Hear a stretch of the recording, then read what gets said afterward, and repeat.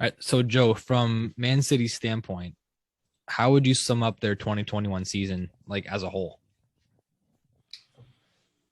I mean, oddly enough, I think it's similar to what they've always been like. You know, I think the last couple of seasons, it seems like it's been close between them and the other front runners.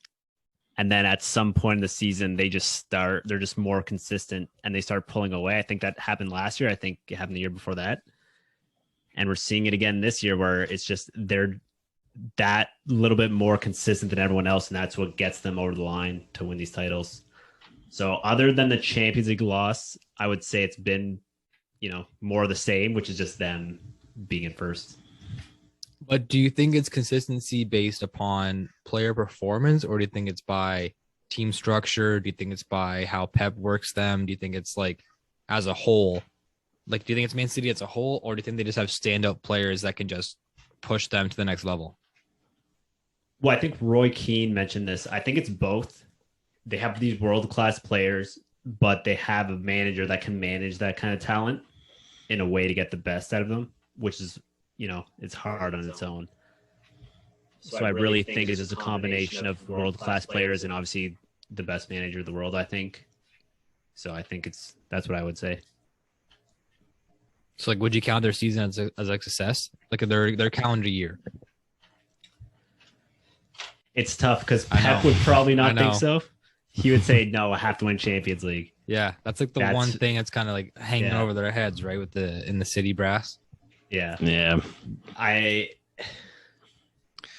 At most club standards, it would be a success, but I feel like Pep, similar with Bayern, he's not going to feel like it's successful until he wins Champions League. And now, do you think Man City consider it successful if they lose the EPL but win Champions League more so than the other way around? Honestly, I think so.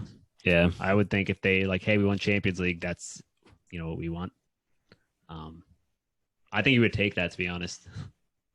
Well, now I mean, he came here to win Champions League, so I think he would obviously take it. But in all honesty, I think it's harder to win the EPL, especially year after year. You're finishing top of the league in a league of 20, tournament, anything can happen. Obviously, you're playing against the best teams, but always in a tournament, any team can win. Where the EPL, you're not just going to win by a fluke or, having a lucky game, having a fortune go for you in the finals. You're going to win because you're the best team in the league, right? Yeah, like the Champions League title is obviously the most elusive thing that they're chasing. And with Pep winning before, he knows the pedigree. He knows like what it takes to win and to get to that level. And like City's been so close, obviously. Like not just the season against like the previous season against Chelsea, the final, but I mean even other seasons, like, they've been to semifinals and they've been quarterfinals and they like just missed out by one goal in aggregate or extra time goal or something. So they've had a lot of heartbreak. And I think, I mean, I would still count their season as a success because they were able to deal with the struggle of all of last year with COVID and like the different protocols and all that taking place. And they just kind of showed their class. Heading into the Champions League final against Chelsea, they were the favorite and it just took one goal for them to lose the title or for them to lose the final. So, I mean, that could have gone either way. That could have been 50-50 game. So, I mean, we could have talked about them having the treble this year and like being just an outstanding, like all-time team. But I think now going forward, that's going to be like their main objective. Yeah, they're 10 points ahead right now, basically in the title. So they're not going to take, any time off. They're not going to try and downplay the season at all and just focus on Champions League. But now they kind of have that cushion a little bit. Where before, if they were worried about, guys missing games because they have Champions League coming up, they got to rest a little bit. Now they can rest during the Premier League and be fit for Champions League.